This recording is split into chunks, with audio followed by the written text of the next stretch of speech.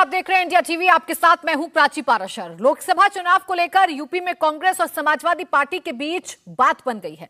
अब से थोड़ी देर में ही इसका औपचारिक ऐलान संभव है। देश भर की विपक्षी पार्टियों को मिलाकर बने इंडिया अलायंस की जो कोशिश सीट शेयरिंग की थी, उसका अब तक सिर्फ खामियाजा और नुकसान ही नजर आया था। यूपी पहला ऐसा राज्य होने वाला है जहां दो पार्टियों के बीच बात फाइनल होती दिख रही है। इससे पहले कल तक ये खबरें मिल रही थीं कि बंगाल और पंजाब की तरह यूपी में भी गठबंधन नहीं होगा। आखिरी 24 घंटे में बात अचानक बन गई। कांग्रेस ने 21 सीटें मांगने से अपनी डिमांड शुरू की थी। सपा ने 11 सीटों के ऑफर से नेगोशिएशन स्टार्ट किया था। अब ऐसी जानकारी मिल रही है कि फाइनल डील कांग्रेस के 17 से 18 सीटें देने के साथ हो रही है। सीटों की संख्या कितनी होगी, इससे ज्यादा दिलचस्प देखना यह है मुरादाबाद, बिजनौर, बलिया जैसी उन सीटों पर क्या समझौता होता है जिस पर सपा और कांग्रेस दोनों की मजबूत दावेदारी देखने को मिलती है। सवाल यह है कि क्या सीट शेयरिंग फाइनल होने के बाद यूपी में सियासी फिजा बदल जाएगी? बीजेपी के टारगेट 80 पर कितना इंपैक्ट होगा? एक सीट पर सिमट चुकी कांग्रेस कितना रिवाइव होगी और सपा को एक बार फिर कांग्रेस का साथ कितना रास आएगा? आज इसी पर होगा मुकाबला। लेकिन पहले आपको सुनवाते हैं सीट शेयरिंग फाइनल होने के औपचारिक ऐलान से चंद मिनट पहले अखिलेश यादव ने क्या कहा। अमेठी रायबरेली क्या कांग्रेस के हिस्से में जाएगी? अमेठी और रायबरेली? अरे ये तो पुरानी बात है। ये तो हम लोग हमेशा ही करते हैं। सीट शेयरिंग पे भी कोई विवाद नहीं है। सीट शेयरिंग पूरी अच्छी तरह हो गई। अब क्योंकि सीटें तय हो गई हैं तो कैंडिडेट भी बहुत जल्दी तैयार हो जाए। राजा भैया से आपके प्रदेश अध्यक्ष मिले थे, क्या वो भी साथ आ सकते हैं? देखिए, प्रदेश अध्यक्ष ही इधर सभी लोगों से मिलने हैं जिनकी इच्छा है समाजवादी पार्टी को वोट देने की। और ये समय ऐसा होता है राज्यसभा का, बहुत से लोग वोट देना चाहते हैं। तो अखिलेश यादव की बातें ये बता रही हैं कि जो सीटों को लेकर मांजरा अटका हुआ था, सीटों को लेकर जो पेंच फंसा हुआ था, उसे शायद अब सुलझा लिया गया है और अब से कुछ देर बाद इसके औपचारिक ऐलान होने की संभावनाएं जताई जा रही हैं। इस पर राजनीतिक चर्चा करेंगे। खास मेहमान हमारे साथ जुड़ेंगे, लेकिन उससे पहले मेरे दो सहयोगी इस वक्त मेरे साथ जुड़ चुके हैं। विशाल प्रताप सिंह लखनऊ से हैं और विजय लक्ष्मी दिल्ली से हमारे साथ हैं। विशाल, सबसे पहले आपके पास आ रही हूं, कितने वक्त में उत्तर प्रदेश की तस्वीर साफ होने की उम्मीद जताई जाए? बात बनी या बिगड़ी, कितनी देर में साफ हो जाएगा? देखिए प्राची, इस समय हम उसी होटल में मौजूद हैं जहां अब से कुछ देर बाद समाजवादी पार्टी और कांग्रेस की संयुक्त प्रेस कॉन्फ्रेंस होनी है, जिसमें समाजवादी पार्टी के प्रदेश अध्यक्ष मौजूद रहेंगे, कांग्रेस पार्टी के प्रदेश अध्यक्ष मौजूद रहेंगे। इसके अलावा समाजवादी पार्टी से राजेंद्र चौधरी मुख्य प्रवक्ता है, समाजवादी पार्टी के सीनियर लीडर हैं, वो मौजूद रहेंगे। इसके अलावा अविनाश पांडे जो कि यूपी कांग्रेस के प्रभारी हैं, वो मौजूद रहेंगे। सबको इंतजार है, प्रेस कॉन्फ्रेंस कुछ देर में शुरू हो जाएगी। मुझे लगता है कि 5 से 7 मिनट और लगना चाहिए, क्योंकि ज्यादातर जो लीडर्स हैं वो यहाँ पर पहुंच चुके हैं। और ये माना जा रहा है कि समाजवादी पार्टी और कांग्रेस के बीच जो लग रहा था पिछले 48 से 24 घंटे में कि कुछ चीजें ऐसी हैं जो शायद नहीं बन पा रही है, लेकिन सीनियर लीडर्स से बातचीत करने के बाद अब से कुछ देर पहले, यानी कब से 1-2 घंटे पहले, अखिलेश यादव ने जो बयान दिया कि चीजें सब फाइनल हो गई है, कोई दिक्कत नहीं है, अंत भला तो सब भला। उसी समय यह मान लिया गया था कि गठबंधन जो है वो दोनों पार्टियों के बीच में लगभग फाइनल हो चुका है। औपचारिक ऐलान जो है वो अब से कुछ देर बाद लखनऊ में हो जाएगा। और जो हमारे सूत्र हमको बता रहे हैं प्राची, उसके मुताबिक कांग्रेस पार्टी ने 17 सीटों का समाजवादी पार्टी का जो ऑफर था वो मान लिया है। एक सीट जो जाएगी वो चंद्रशेखर उर्फ रावण के लिए जाएगी, नगीना सीट, और 62 सीटों पर समाजवादी पार्टी कंटेस्ट करेगी। इसमें 2 महत्वपूर्ण बात आपको बता देना चाहूंगा जल्दी से प्राची। एक सीट वाराणसी की है, जिसको लेकर के यह मान लिया गया है कि समाजवादी पार्टी इस सीट को प्रत्याशी घोषित करने के बावजूद कांग्रेस को वापस करेगी। और हाथरस सीट के बारे में भी चर्चा चल रही है कि यह भी सीट आ सकती है कांग्रेस पार्टी के पास। और इसके अलावा श्रावस्ती सीट को लेकर के चर्चा चल रही है कि समाजवादी पार्टी ने वहां पे अपना प्रभारी घोषित कर दिया था, लेकिन कांग्रेस से बातचीत करने के बाद ऐसा लग रहा है कि श्रावस्ती सीट भी कांग्रेस को मिल सकती है। तो यह माना जा रहा है कि 2-3 सीट्स ऐसी हैं जिनको लेकर के समाजवादी बिल्कुल back to back 3 list Samajwadi party ने अपनी जारी की थी। लेकिन आज जो अखिलेश यादव कह रहे हैं अंत भला तो सब भला, उससे ये तो उम्मीद कम से कम जताई जा रही है कि दोनों कम से कम एक ऐसे स्टेट पर तो आ गए हैं जिसमें एक समझौता बन सके, जिसमें सीट शेयरिंग का फॉर्मूला सबके सामने आ सके। विजय लक्ष्मी, एक तरफ अखिलेश यादव थे जो लगातार ऑफर कर रहे थे सीटों को लेकर, एक तरफ कांग्रेस थी जो अपनी 21 सीटों की मांग पर अड़ी हुई थी। कुछ ऐसी सीट थी मुस्लिम बाहुल्य जिनकी डिमांड कांग्रेस कर रही थी। क्या इन सबको छोड़कर एक ताजा फॉर्मूला बनाया गया है अखिलेश यादव और राहुल गांधी के जरिए? और बिल्कुल देखिए प्राची, कांग्रेस पार्टी नंबर 1, कांग्रेस की जो स्टेट की इकाई है वो दबाव बना रही थी केंद्रीय नेतृत्व पर कि हम नेशनल पॉलिटिकल पार्टी हैं और अगर हम बहुत ज़्यादा अपनी ज़मीन छोड़ देते हैं तो ये जो राज्य की इकाई के लिए जो है वो खतरा साबित होगा। इसलिए कांग्रेस पार्टी लगातार 21 सीटें जो है वो मांग रही थी, लेकिन मौजूदा बदले हुए हालात में 3 असेंबली इलेक्शन में कांग्रेस का प्रदर्शन जो है वो बेहद खराब रहा, तो कांग्रेस की बार्गेनिंग पावर जो है वो उतनी ज़्यादा नहीं थी। लिहाजा अब 17 से 18 सीटों पर हमें जो जानकारी मिली है कि वो बात बन गई है कांग्रेस और समाजवादी पार्टी की। इसमें ज्यादातर सीटें जो हैं उन पर जो दोनों के बीच में कंसेंसस बन गया है।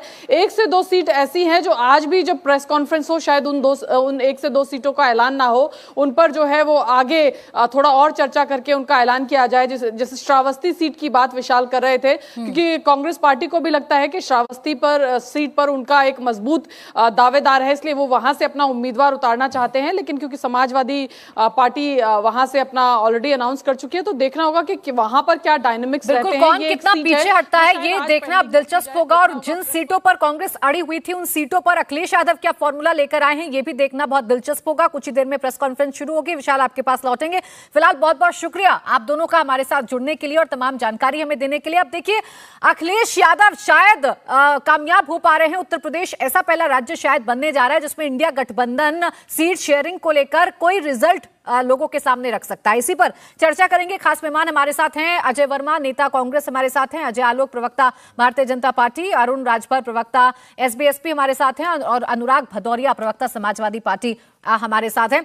अनुराग जी, अगर आप तक मेरी आवाज पहुंच रही है तो आज तो शुरुआत आप ही से करना चाहूंगी। आपके मुखिया कह रहे हैं अंत भला तो सब भला, तो मान लिया जाए कि ये जो गठबंधन का स्वरूप आप लोग लेकर चले थे ये मजबूत हो गया इतना कि हरा देंगे अब भारतीय जनता पार्टी को।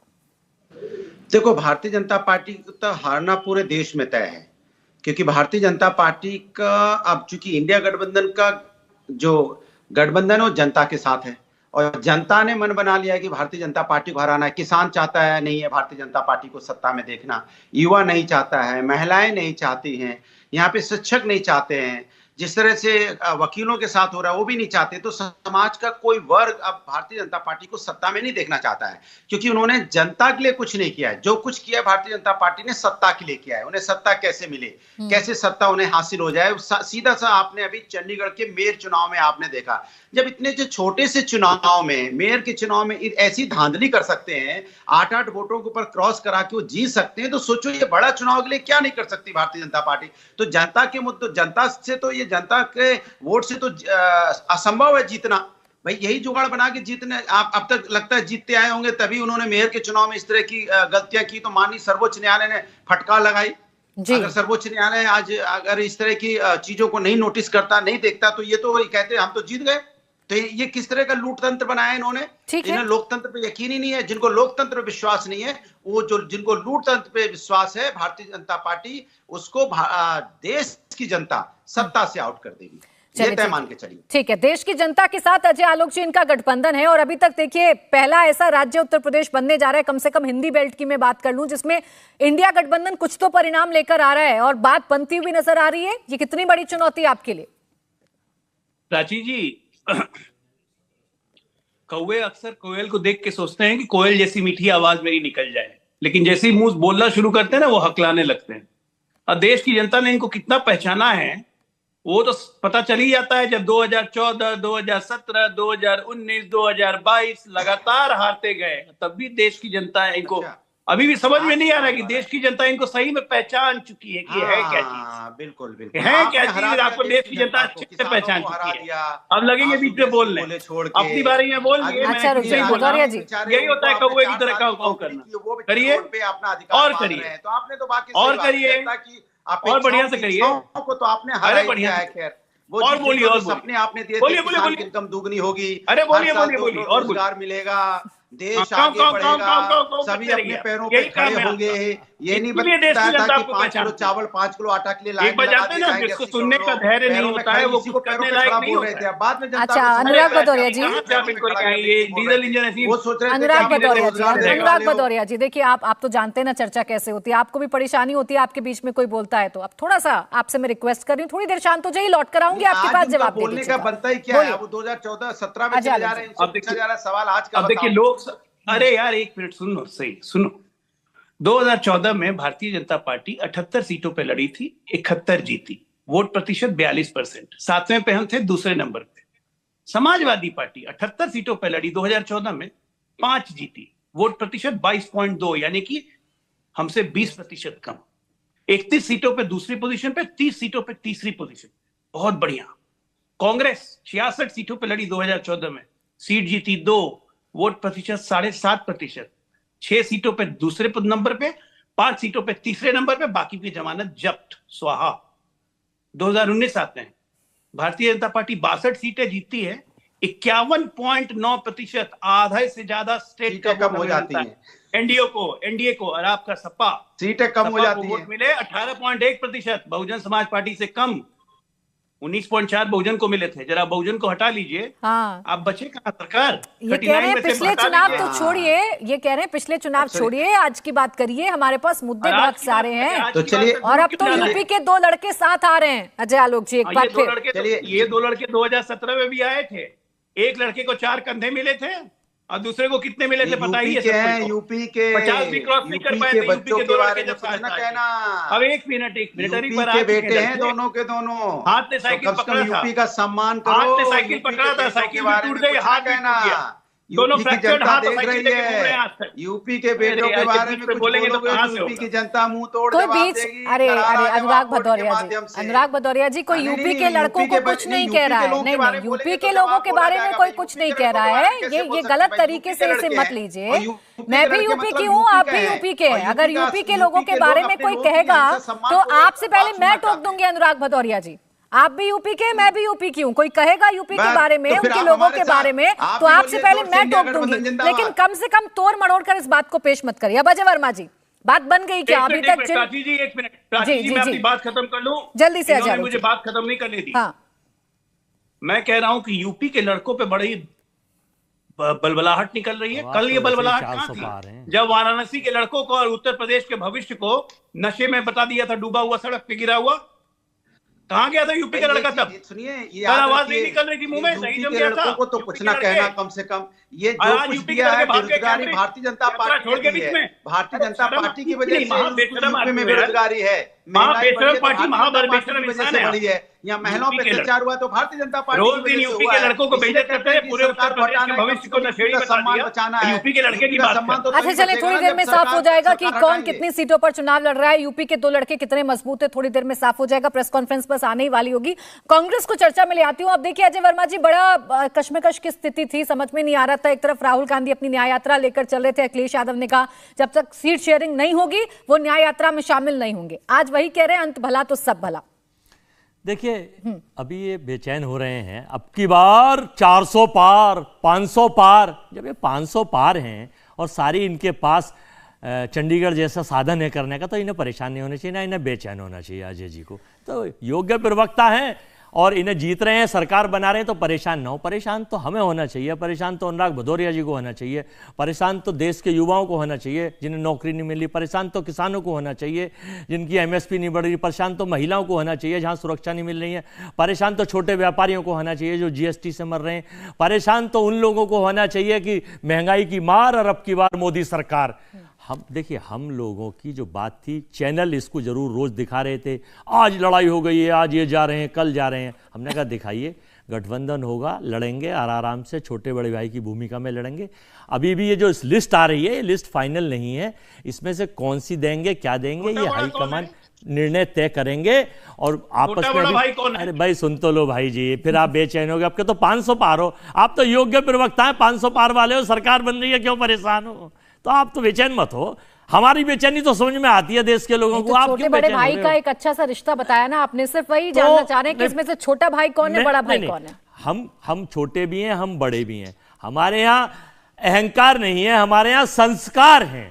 हमारे यहां अध्यक्ष को पकड़ के पीछे नहीं हटाया जाता ऑल इंडिया के, ना हमारे यहां ना समाजवादी में।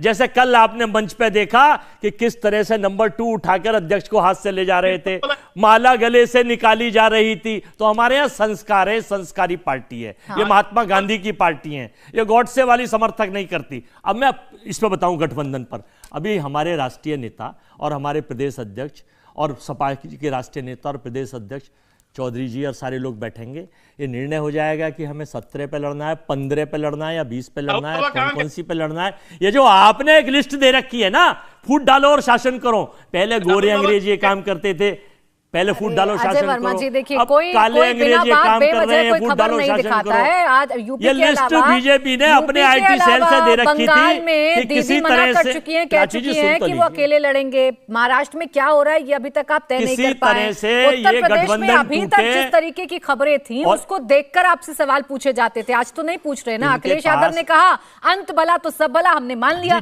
इंतजार कर रहे हैं बस उनके प्रेस कॉन्फ्रेंस का। एक मिनट रुक जाइए, अरुण राजभर जी को चर्चा में ले आओ। अरुण राजभर जी, अभी तक इस गठबंधन को लेकर आप ही लोग सवाल उठाया करते थे, आप ही लोग कहा करते थे कि अरे हो तो जाने दीजिए, सीटों का बंटवारा तो होने दीजिए। अब तो लग रहा है ऐसा कि सीटों का बंटवारा भी हो गया है और ये मजबूत और कॉन्फिडेंट भी है आप लोगों को हराने के लिए।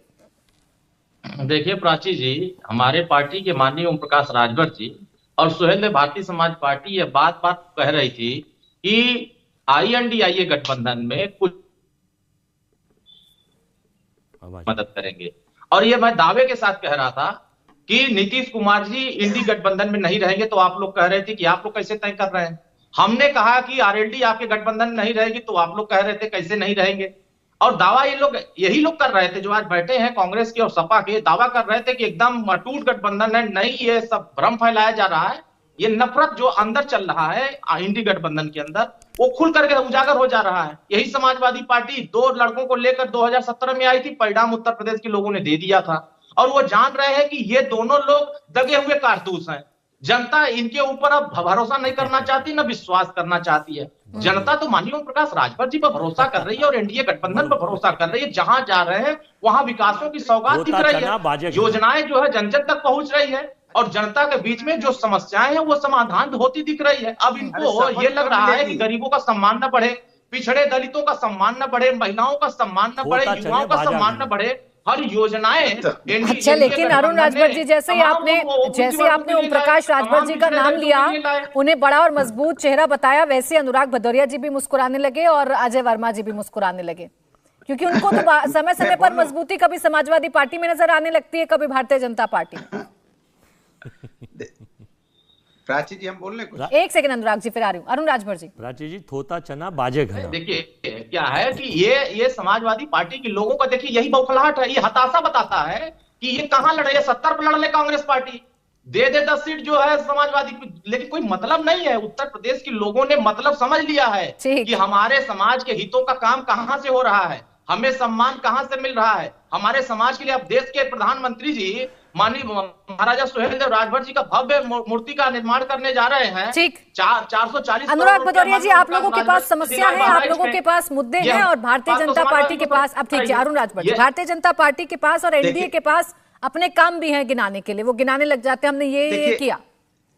देखिए भारतीय जनता पार्टी के पास कैसे कैसे नेता मैं बता रहा हूं। एक नेता जो है समाजवादी पार्टी के साथ मिलके गए, लड़े थे, जीत गए, जीतने के बाद वो फिर भारतीय जनता पार्टी में चले गए। एक विधायक जी भी हमारे जीतने के बाद भारतीय जनता पार्टी में चले गए। उसके बाद उनको चुनाव लड़ना पड़ा, तब वो हल्ला मचा रहे थे। अब की तो देखिए हम गोलियां समेट देंगे, और ये बात पुरानी कर रहे हैं, घोसी में क्या होगा। घोसी में घोसी में कहाँ घुस गए पता ही नहीं चला, आज तक निकले नहीं घोसी में। गुंडों की पार्टी है और जनता ने उनको घुसाया कि आज तक वो मंत्री। अच्छा चलिए अरुण राजभर जी, एक एक करके बात करते हैं सर, एक एक करके बात करते हैं, एक एक करके बात रखते हैं प्लीज। अनुराग जी को बोलने दीजिए, फिर आ रही हूँ आपके पास। पद अभी तक नहीं मिल रहा है, तो आप मंत्री पद तो पहले जुगाड़ लगाओ कि भाई ये हारने के बाद ही तो नहीं मिल रहा है ना। आप नहीं हारे होते तब तक मंत्री लाल बत्ती होती है। आप समाजवादी छोड़ के गए, जनता ने घोसी हरा दी पूरी तरह से। अब जब घोषी हार गए तो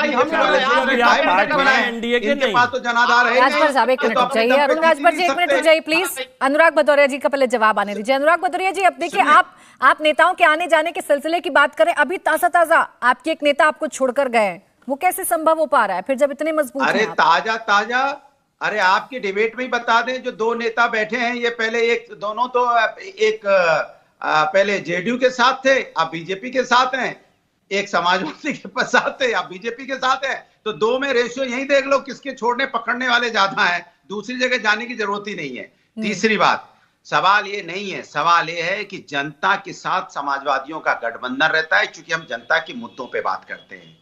दूसरा सवाल यह है कि इस बार भारतीय जनता पार्टी इतनी डरी सहमी हुई है, उससे पता है कि वो इस बार चुनाव नहीं जीतने जा रही है, इसलिए कभी जा रही है, अरे जल्दी से आइए साहब, सिंधिया जी आइए जल्दी आइए, चाहे परिवारवाद, तो सिंधिया जी कह रहे नहीं परिवारवाद क्या, अरे कोई परिवारवाद नहीं, आइए हमको जीतना है, हमारे पास आ जाएंगे, परिवारवाद आप नहीं रहेंगे। तब तक दौड़े गए कहाँ नीतीश जी के पास, नीतीश जी आइए। अच्छा ठीक, मैं इस सवाल का जवाब ले लेती हूँ अनुराग भदौरिया जी, मैं इस सवाल का जवाब ले लूं, मेरे भी सवाल का एक जवाब दीजिएगा। बोलने तो दीजिए। अरे सर तब से आप ही बोल रहे हैं अनुराग भदौरिया जी, कम से कम आप तो शिकायत मत करिए, बात पूरी आप तो शिकायत मत करिए ना। कांग्रेस का वोट मुझे ज्यादा नहीं, वोट तो मिलेगा कहां से? बोलिए तब तक नीतीश जी के पास गए, नीतीश जी को बोले नीतीश जी आइए हम आपको मुख्यमंत्री बनाएंगे, क्योंकि हम बिहार जीत नहीं पा रहे, आपकी मदद होगी तो जीत जाएंगे। फिर दौड़े गए एनसीपी के पास, शिवसेना के पास, बोले नहीं हम। अच्छा चलिए, इनका तो आपको दिख रहा है, लेकिन जब आपका समाजवादियों का जनता के साथ गठबंधन है अनुराग भदौरिया जी, तो फिर आपको क्यों इतना साथियों की जरूरत पड़ रही है, ये भी समझाइएगा कि आपको क्यों जरूरत पड़ रही है अगर समाजवादियों का इतना ही जनता के साथ कनेक्शन है। तो जी पूरा का पूरा विपक्ष ये कह रहा है कि जब आप लोग इतने कॉन्फिडेंट हैं, 370 सीटें जीतने का दावा आप कर रहे हैं, आपके नेता कर रहे हैं, खुद प्रधानमंत्री कर रहे हैं,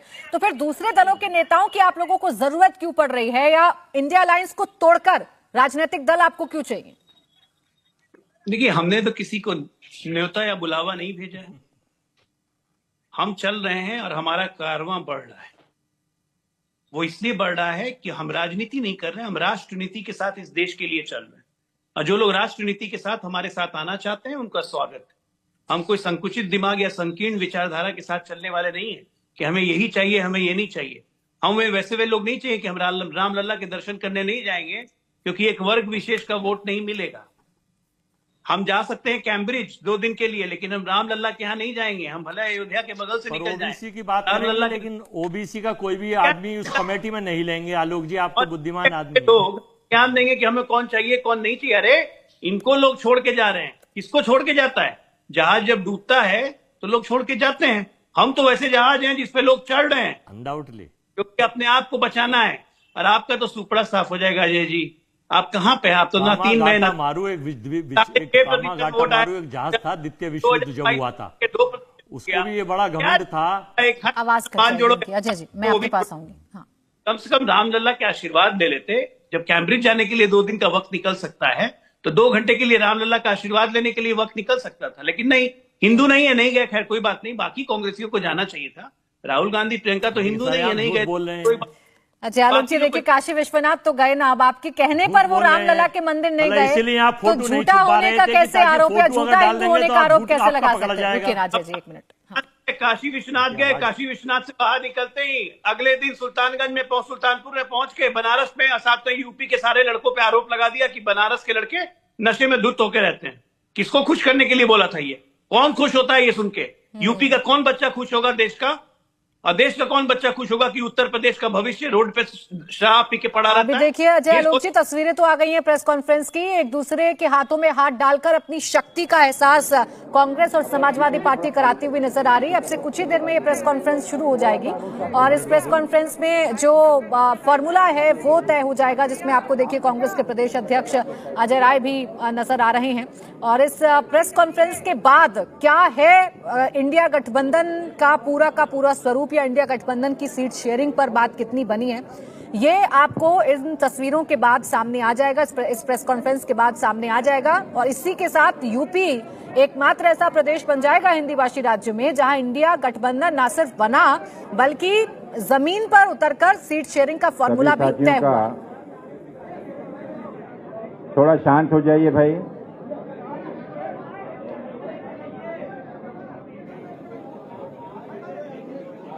थोड़ा सा शांत।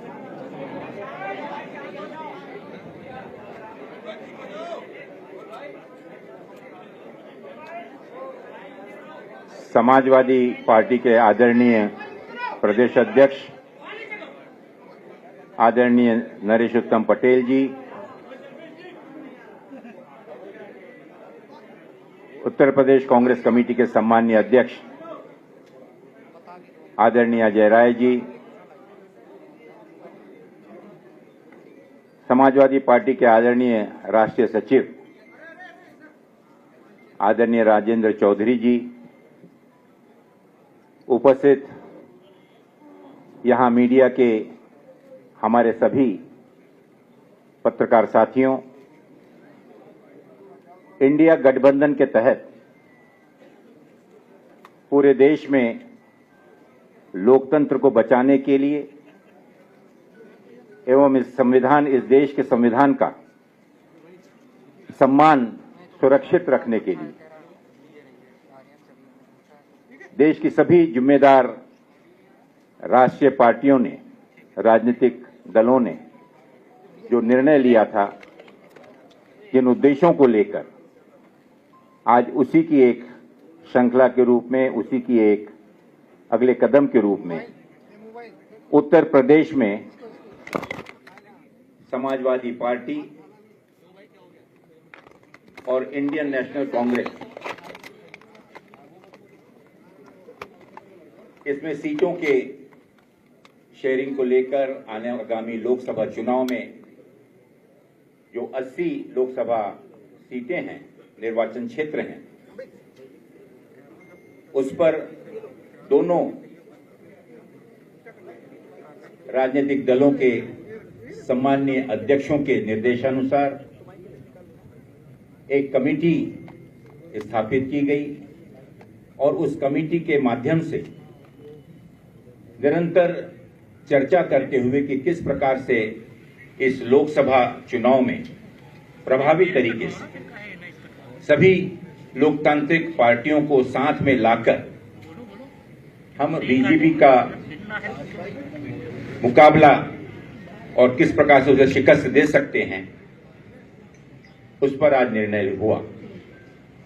मुझे खुशी है कि जाहिर करते हुए कि उत्तर प्रदेश में आपसी समन्वय से, चर्चा से यह निर्णय लिया गया कि भारतीय राष्ट्रीय कांग्रेस यहां पर उत्तर प्रदेश में 17 सीटों पर चुनाव लड़ेगी और इस गठबंधन के तहत अन्य जो बची हुई 63 सीटें, इन पर इंडिया गठबंधन के जो भी उम्मीदवार समाजवादी पार्टी के, अन्य दलों के भी जो कि इसमें समावेश होकर इस गठबंधन में शामिल होंगे, उनका हम सब में डटकर मुकाबला करेंगे और भारतीय जनता पार्टी को शिकस्त देंगे। मैं राष्ट्रीय कांग्रेस के हमारे सम्मानीय अध्यक्ष आदरणीय मल्लिकार्जुन खड़गे जी का, समाजवादी पार्टी के हमारे सम्मानीय अध्यक्ष आदरणीय अखिलेश यादव जी का इसके लिए विशेष आभार मानता हूं कि दोनों आदरणीय नेताओं ने पूर्ण विश्वास के साथ और आने वाली उत्तर प्रदेश की राजनीति को मद्देनजर रखते हुए एक दूरगामी लक्ष्य को सामने रखकर इस गठबंधन को अपनी मान्यता दी और साथ ही हमारे उन सभी समिति के कमेटी के सदस्यों का मैं विशेष रूप से आभार मानना चाहूंगा और विशेष रूप से मैं हमारे उदयवीर जी का, संगठन के हमारे आदरणीय प्रोफेसर राम गोपाल जी का, कमेटी के अन्य सदस्यों का भी विशेष आभार व्यक्त करता हूं कि बहुत ही सौजन्यता से, सकारात्मक रूप से जितनी भी चर्चाएं हुई, काफी गहन चर्चाएं जो हुई, उसके बाद ये निर्णय लिया गया और हमें पूरा विश्वास है कि इतनी मशक्कत के बाद जिस निर्णय पर आज हम पहुंचे हैं, आगामी लोकसभा चुनाव में हम मिलकर एकजुट होकर मजबूती के साथ भारतीय जनता पार्टी को मुकाबला ही नहीं करेंगे बल्कि उनको अच्छी टक्कर देकर उनकी शिकस्त करेंगे। बहुत बहुत धन्यवाद। मैं निवेदन करना चाहूँगा आदरणीय हमारे राष्ट्रीय सचिव राजेंद्र चौधरी जी से कि वे कृपा करके 1 मिनट इसके बाद कर देते हैं, आखिर में कर देते हैं। इसके बाद में दोनों हमारे सम्मानीय अध्यक्ष बोल रहे हैं और उसके बाद में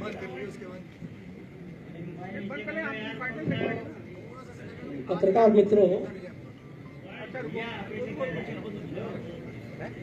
हालांकि हम लखनऊ में आप लोगों से बात कर रहे हैं, लेकिन ये संदेश, भारत को बचाने का संदेश पूरे देश में जा रहा है। उत्तर प्रदेश में 80 लोकसभा की सीट है और ये शुरू से ही समाजवादी पार्टी के राष्ट्रीय अध्यक्ष श्री अखिलेश यादव जी ने बार बार कहा कि उत्तर प्रदेश से ही केंद्र में भाजपा की सरकार 2014 में आई थी और उत्तर प्रदेश से ही 2024 में भाजपा सत्ता के बाहर जाएगी। इसी संकल्प के साथ हम लोग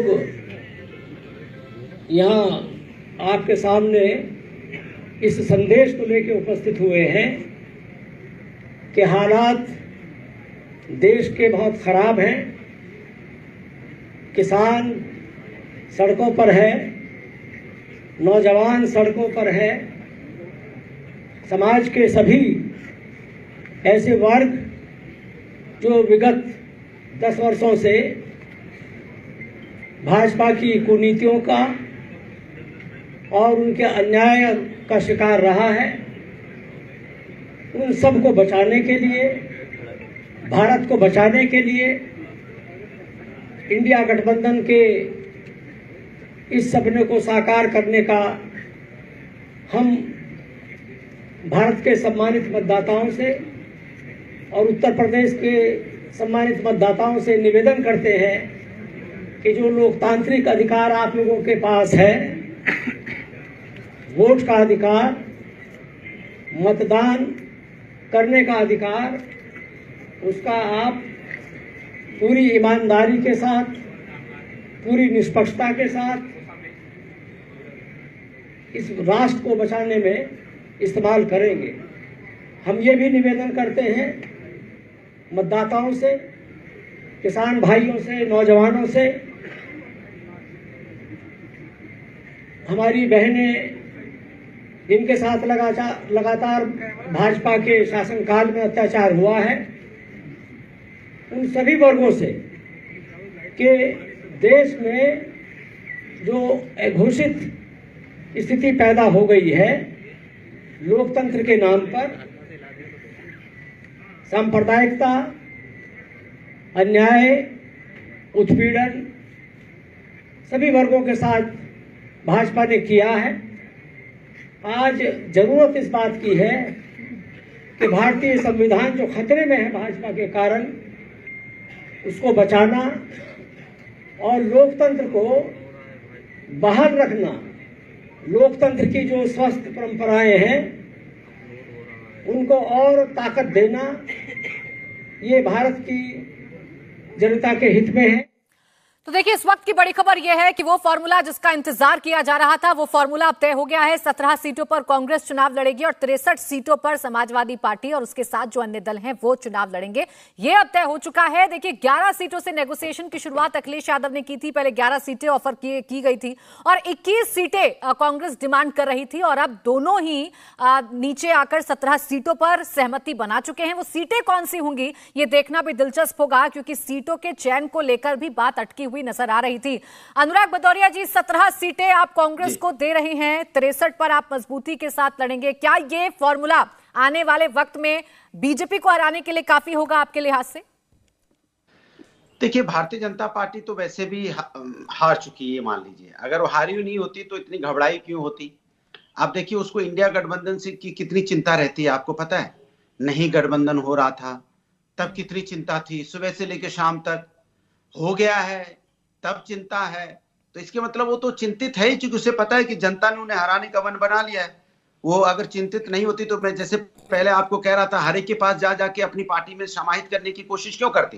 भाई जिनको भ्रष्टाचार पे आरोप लगाते थे उनको भी अपने पास ले आए, जिन पे परिवारवादी का आरोप लगाते थे उनको भी अपने पास ले आए, जिनको कहते थे कि नहीं नहीं ये संविधान पे, सबको ले आए। अब सबको जब अपने पास ले ही आए हैं, जिनके लिए क्या क्या शब्दों का इस्तेमाल नहीं करते थे वो नीतीश जी को भी अपने पास ले आए, तो इसके मतलब है कि वो डरे सहमे है ना, उनको पता है क्यों नहीं जीत रहे हैं। अब मुझे चिंता इस बात की है कि भारतीय जनता पार्टी विपक्ष में ना हो जाए, कि भारतीय जनता पार्टी खत्म हो जाए, सारे विपक्ष के नेता आ जाएंगे, फिर हमारे बताइए आलोक जी चले गए, देखो तो नहीं कोई नया प्रवक्ता आ गया हो आलोक जी की जगह पे विपक्ष का कोई, देखिए है कि नहीं कि आलोक जी चले गए। मुझे लगता है हम तो यहीं बैठे दिखाई देंगे, आलोक जी की जगह कोई दूसरा जरूर आ जाएगा।